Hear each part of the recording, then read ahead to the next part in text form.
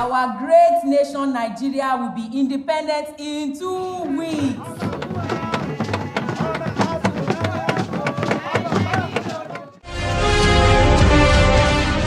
October 1st, 1960, the lowering of the British Union Jack and the hoisting of the green-white-green flag symbolically marked the attainment of independence in Nigeria. Happy independence! Upon the announcement at midnight of September 30, 1960, by Sir Emmanuel Omatsola Owen, an ace broadcaster and radio commentator who died at the age of 83, that Nigeria is a free sovereign nation.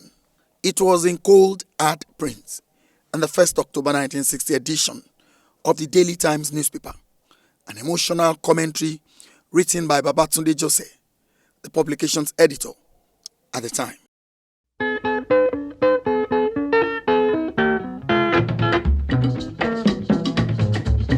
The next day was the opening of the parliament, and in the chamber were 350 senators and representatives and many guests to the assembly. This was the first session of the first parliament of the new Nigeria. Dr. Azikwe, president of the Senate and Governor General designate, addressed the princess, asking her to open parliament by reading a speech. The first Prime Minister of Nigeria, Sir Abubakar Tafawa Balewa, projected into the future of the new country. I wish to make our position plain beyond any matter of doubt as regards the African continent. We in Nigeria appreciate the advantages which the size of our country and of its population give us, but we have absolutely no aggressive intentions. We shall never impose ourselves upon any other country and shall treat every African territory, big or small, as our equal, because we honestly feel that it is only on that basis of equality that peace can be maintained in our continent. After independence, Nigeria joined the Commonwealth of Nations, the United Nations. The first major assignment was how to unify the people of about 250 linguistic groups, people very plurally diverse, culturally and religiously, with the Christian in the south and the Muslims in the north. Nigeria became a republic on the 1st of October 1963. Dr. Nnamdi Azikiwe became the president of the country, although as Prime Minister, Sir Abubakar Tafawa Balewa was still more powerful. The regional form of government, which is an offshoot of the federal system of government, enshrined in the constitution bequeathed to Nigeria by the British colonial masters before the exit of the government of the country, led to the ethnic competitiveness, educational inequality, and economic imbalance. What was considered controversial settings between Africa's most populous nation from 1962 to 1963 further aggravated the issue. It was in an attempt to avoid ethnic conflict that was imminent that the Midwest region was created in 1963. However, despite that, the country was segmented into 3 geographical regions, each of which was essentially controlled by ethnic group. The West by the Yorubas, the East by the Igbos, and the North by the Hausa Fulanis. The regional leaders fought very hard to protect their privileges. The South complained of Northern domination, and the North feared that the Northern elite could do anything to capture power.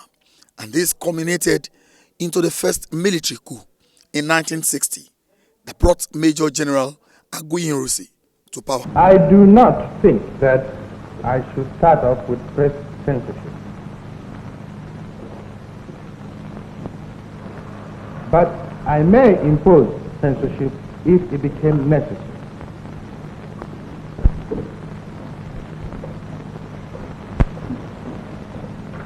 My main concern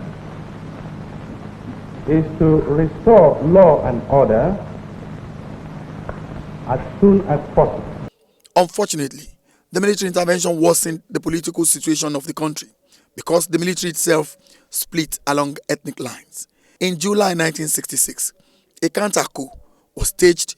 General Yakubu Gowon, at the age of 32, becoming the youngest person to rule a country under a military or civilian administration in the world. General Yakubu Gowon's effort to settle the constitutional crisis, ending up with the federal military government promulgating the decree dividing the 4 regions into 12 states, including 3 in the east and 6 in the north. This, in the wisdom of General Yakubu Gowon, will break the power of the region, however led to the secession of the 3 states proclaimed on May 30, 1967 by Colonel, later General Odumegwu Ojukwu, under the name the Republic of Biafra.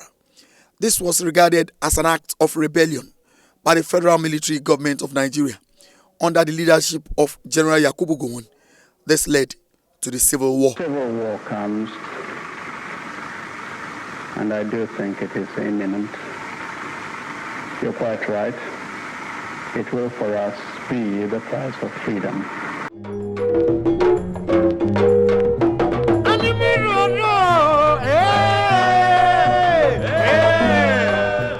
So many waters since then have passed under the bridge, and Nigeria still finds itself where an average Nigerian will not afford $1. Thursday morning, eve of October 1st, 2021, which happens to be Nigeria's 61st birthday. Sunday, a vulcanizer setting out for the business of the day. A father of 4 in his 30s was asked what Nigeria's birthday means to him. Nigeria ta fẹ́ kọ́ ilé ìwé bẹ́ẹ̀ kọ́nà kó ṣàánú abáyò kọ́nà tó bá wa ràn ìjọba lọ́wọ́ kó tó bọ̀ dáa jù báyìí lọ. From hike in cooking gas to unstable fuel price, the dwindling fortune of the naira to dollar, electricity, insecurity, one could say he was right. If you are not convinced by submission, what about this old man? This building behind me is where this man we're about to speak with resides. 88-year-old, which means it was 27 years when Nigeria got our independence. Senior evangelist Moses Onito, walking, has been aided by a wheelchair.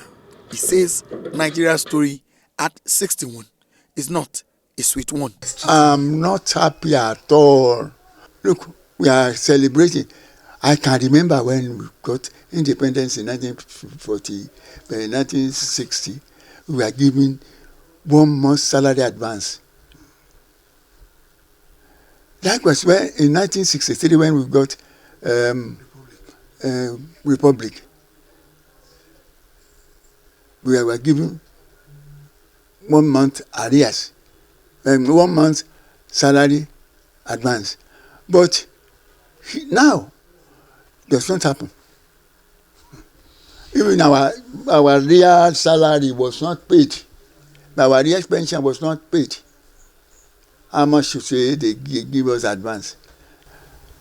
Nigeria is not what it should be if things are going on well. It should be. It should have been more advanced in anything, because people who got independence before, after us, we know where they are now. They are of the opinion that if Nigeria must leave the current situation, conscious effort must be made by all to build a nation around a vision that promotes common good, fairness, equity, and justice. We thank God for life. We thank God that Nigeria is still one. We thank God that there is no war. We thank God that people are rising and talking about moving forward. So there's still hope for Nigeria. The cup of Nigeria is half full, not half empty. We need to focus our attention and mind to those positive things that our country, Nigeria. We are undergoing a number of challenges. There's no doubt about that. And every country, every organization has some moments that are very challenging, that are very trying. But the resilience of Nigerians as a people and Nigeria as a country have be validated over and over again, we will get through this. Yes, because we have issues to resolve to straighten the path of Nigeria. But in terms of existing as a strong country, I think we are better as a one country.